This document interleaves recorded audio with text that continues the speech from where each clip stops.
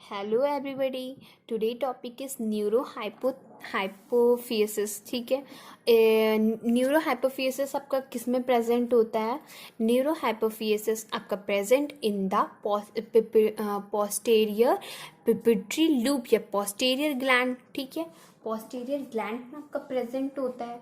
तो अब हम पढ़ेंगे इसके बारे में। ठीक है, तो पहले हम जनरल इसके करेक्टर्स पढ़ लेते हैं, इसके पॉइंट्स टू द पॉइंट्स। ठीक है, तो neuro hypophysis present in the posterior pituitary lobe. ठीक है, in the attach to the hypothalamus. किससे अटैच्ड होता है? हाइपोथैलेमस से।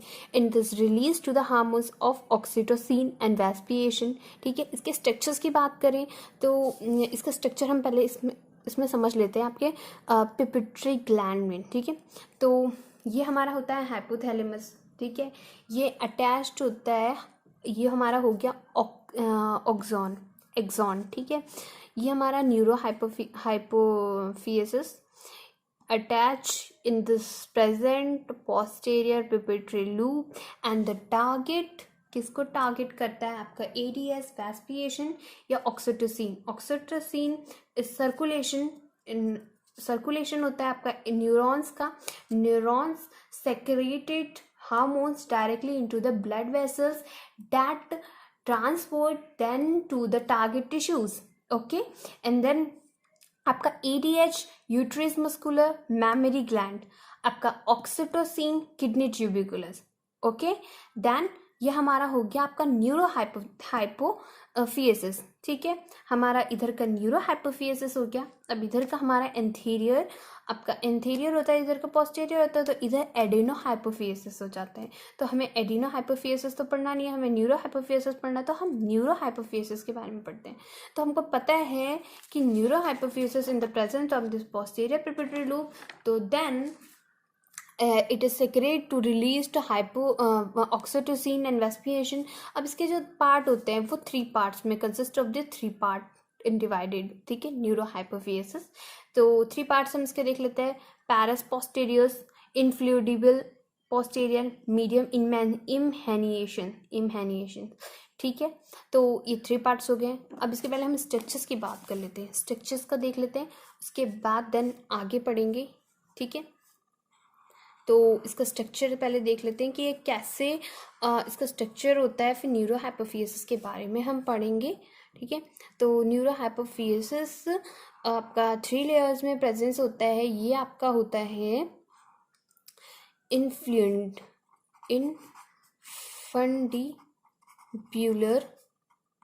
फंडिबुलम। ठीक है, इनफंडिबुलम, जो आपका इसको हम कह सकते हैं मीडियम। ठीक है, मीडियम या माध्यम, मीडियम इमिनेशन। ठीक है, medium eminence, that is the mammary gland या मैमरी बॉडी। ओके, ये it is the ventricles, it is the ventricles. Okay, then यहाँ पे आपकी ओवरी होती है। ठीक है, ठीक है, ये क्या हो गया आपका ऑप्टिक चेम्स। ठीक है, ऑप्टिक चेम्स। ठीक है, देन हम आगे पढ़ेंगे। ये आपका हो गया फर्स्ट ऑफ पैरस पोस्टेरियर्स। ठीक है, फर्स्ट जो हमने फर्स्ट पढ़ा। ठीक है, अब उसके बाद हम सेकंड पढ़ते हैं। इसका आपका जो पोस्टीरियर और जो इंटीरियर, जो आपका एडेनो हाइपोफियसिस एंड न्यूरो हाइपोफियसिस है, उसमें दोनों में जो नेम्स होते हैं ना वो सेम होते हैं। ठीक है, तो ये हो गया इसका स्ट्रक्चर। ठीक है, ठीक है, तो ये हमारा जो है डैश, ये हो गया इनफंडिब्यूलम स्ट्रीम। ठीक है, ये स्टॉक जो होता है प्रेजेंट इन स्टॉक। ठीक है, आपका ये हो गया। ठीक है, ये मीडियम में थर्ड, ये आपका सेकंड। ठीक है, तो पार्ट। ठीक है, इन न्यूरो हाइपोफियसिस। ठीक है, उसके बाद हम पढ़ लेते हैं ये क्या होते हैं हमारे ये पैरस पोस्टेरियर्स, ठीक है। अब आपके समझ में ये आ रहा होगा कि ये हमारे हो गए हैं न्यूरो हाइपोफियसिस। क्या हो गए? Neuro hypophysis, right, neuro hypophysis. Then अब हम पढ़ लेते हैं न्यूरो हाइपोफियसिस के बाद ये हमारा हम सेम है इसमें, ये हमारा पढ़ लेते हैं हम। जो हमने यहाँ पे पोस्टीरियर लिखा ना, पोस्टीरियर क्यों आएगा इधर? इधर तो एंथीरियर पार्ट है, तो इधर पैरिस इंटरमीडिएट आएगा, आपका इंटरमीडिएट आएगा। इसको हम ये भी कह सकते हैं intermediated loop, right. And then ये जो हमारा सेकंड है, ठीक है, आपका ट्यूबिकुलस, पैरस ट्यूबुलस, ठीक है। आपको इनफंडिबुलर भी कह सकते हैं, इनफंडिबुलम,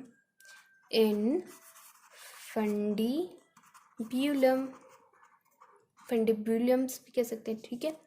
तो ये हो गए, ओके। तो ये आपके जो पार्ट हैं ये आपके किस में आ जाते हैं? ये आपके आते हैं आपके एडेनो हाइपोफियसिस,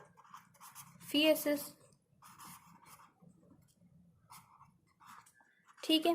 तो न्यूरो हाइपोफियसिस, एडिनो हाइपोफियसिस। अब हम इसके बारे में पढ़ लेते हैं कि ये होता क्या है। हमने तो स्ट्रक्चर समझ लिया, तो ये होता क्या है? तो पैरस पोस्टेरियर कहाँ है हमारा? दिस वन, ठीक है। तो pars posterior, it's also locate या it is also called pars nervosa, ठीक है। तो इसको हम एक नाम से और पढ़ लेते हैं, न्यूरॉस, ठीक है। तो इसको एक नाम से और जानते हैं हम, इसको एक नाम से और जानते हैं हम, इसको पैरस न्यूरोवस, ठीक है, पैरस न्यूरोवस से भी जानते हैं, ठीक है। उसके बाद या हम इसको न्यूरल लूप भी कह सकते हैं, न्यूरो लूप भी कह सकते हैं, ठीक है। न्यूरो या नर्वल लूप भी कह सकते हैं, ठीक है। 2-3 नाम होते हैं इनके, ठीक है। तो 3 नेम्स हो गए। या इनफंडिबल प्रोसेस भी कह सकते हैं। और जो इसकी जो प्रोसेस होती है ना, इसको हम कहते हैं इनफंडिबुलर प्रोसेस, ठीक है। इनफंडिबल प्रोसेस भी कह सकते हैं, ठीक है। It's end from the neuro hypophysis main bulk, ठीक है, मेन बुल्क में, ठीक है, मेन जो बुल्क है, ठीक है। उसके बाद ये अब सेकंड आ जाता है इनफंडिबल। ये first then second and then 3 layers है ना, 3 पार्ट्स हैं, तो फर्स्ट सेकंड देन, ठीक है। तो पैरस पोस्टीरियर आ गया, इसमें ये आपके आ गए, आपका इनफंडिबुलम आ गया। इनफंडिबुलम क्या होता है? इट्स फनल शेप्ड, जो मैंने ये बनाए हैं ना, it is the funnel shaped, ठीक है। तो क्या होता है इनका? फनल शेप्ड होता है, फनल शेप्ड होता है, ठीक है। Extraction arises from the medium imhensis at the floor of the third verticals, ठीक है, of the third verticals। उसके बाद आ जाता है medium imhensis, it is a small potassium for the basis of the hypothalamus, ठीक है। ये इसका जो स्ट्रक्चर होता है ये आपका ट्यूब लाइक होता है, ठीक है। क्या होता है? स्ट्रक्चर होता है आपका ट्यूबल लाइक होता है, ठीक है। इट्स ट्यूबल लाइक होता है। It is the situated just behind of third vertical and higher vascular, ठीक है। It is the higher vascular, okay. तो ये हो गया हमारा आपका क्या हुआ? न्यूरो हाइपोफियसिस के बारे में, ठीक है। न्यूरो हाइपोफियसिस के बारे में आपका इसमें सिक्रेशन भी हो जाता है, ठीक है। अब इसके बाद आ जाता है न्यूरो हाइपोफियसिस के बाद हम पढ़ेंगे कि इसमें कौन कौन से सिक्रेशन रिलीज़ करता है आपका ऑक्सीटोसिन और वेस्पिएशन, ठीक है, ADHP, ठीक है। तो इसमें आपका ADHP जैसे कि हमने इस स्ट्रॉ में समझा है हमारा इस ड्रॉ में हमने समझा कि ऑक्सीटोसिन और आपका एडीन, ठीक है, सेक्रेट करता है। क्या करता है आपका वेस्पिएशन, आप उसको वेस्पिएशन भी कह सकते हैं, वेस्पोप्रिएशंस भी कह सकते हैं, ठीक है। It's called are anti diuretic hormone, ठीक है, जिसे हम ADH भी कहते हैं।